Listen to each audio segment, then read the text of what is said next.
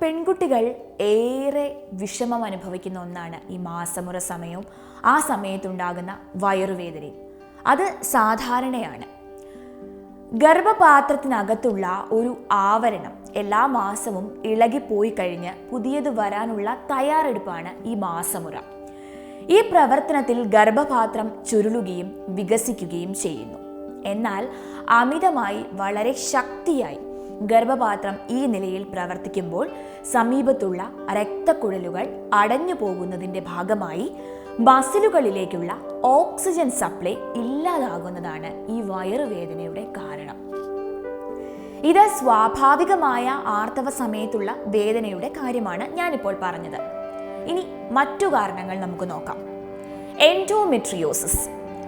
ഗർഭപാത്രത്തിനകത്തെ ആവരണം അതിനു പുറത്തും അണ്ഡാശയങ്ങളുടെ പുറത്തും കുടലിന് പുറത്തും മറ്റു കോശങ്ങളിലും പറ്റിപ്പിടിച്ച് വളർന്നിരിക്കുന്ന അവസ്ഥയാണ് ഇത്. ഹോർമോൺ തകരാർ, അമിതവണ്ണം പോലുള്ളവ എൻഡോമെട്രിയോസിസിന് കാരണമാകുന്നു. മാസമുറ സമയത്തുള്ള വയറുവേദന ഏറ്റവും കഠിനമായി ഇവർക്കാണ് അനുഭവപ്പെടുക. അടുത്തത് ഗർഭാശയ മുഖം ചുരുങ്ങി അടഞ്ഞിരിക്കുന്നത് മാസമുറയുടെ വേദന കൂടാൻ മറ്റൊരു കാരണമാണ്. ഇത് സാധാരണ ഒരു പ്രസവം കഴിയുമ്പോൾ മാറുന്നതായി കണ്ടുവരാറുണ്ട്. ഇനി ഗർഭാശയ മുഴകൾ. അത് ഗർഭപാത്രത്തിൽ അധികമായി വളരുന്ന സാഹചര്യത്തിൽ അമിതമായി വയറുവേദന ഉണ്ടാകാം. അതിനുള്ള പരിഹാരം ട്രാൻസ് ഫാറ്റ്, അതുപോലെ milk products, eggs, refined foods, wheat ഇവ പൂർണ്ണമായും ഒഴിവാക്കുക എന്നതാണ്. പകരം പയറുവർഗ്ഗങ്ങളോ അല്ലെങ്കിൽ പച്ചക്കറികളോ ഇലക്കറികളോ നട്ട്സോ പോലുള്ളവ നിങ്ങൾക്ക് കഴിക്കാവുന്നതാണ്. ദിവസവും കൃത്യമായി വ്യായാമം ചെയ്യാൻ നിങ്ങൾ സമയം മാറ്റിവെക്കുക തന്നെ വേണം. വയറുവേദന കുറയ്ക്കാൻ ചില ടിപ്സുകൾ നമുക്ക് നോക്കാം. ആദ്യം, വയറ് മുറുകിക്കിടക്കുന്ന ഇറുകിയ വസ്ത്രങ്ങൾ ഒഴിവാക്കുക. അടുത്തത്, ഭക്ഷണം സമയാസമയങ്ങളിൽ കഴിക്കുക. വയറ് കാലിയായി കിടന്നാൽ ഗർഭപാത്രം ചുരുങ്ങുന്നത് വർദ്ധിക്കുകയും അസഹ്യമായ വേദന ഉണ്ടാകുകയും ചെയ്യും. അടുത്തത്, ചൂടുവെള്ളത്തിൽ കുളിക്കുക.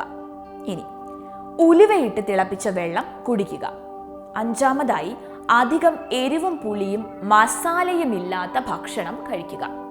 അതുപോലെ തന്നെ ധാരാളമായി വെള്ളം കുടിക്കുക.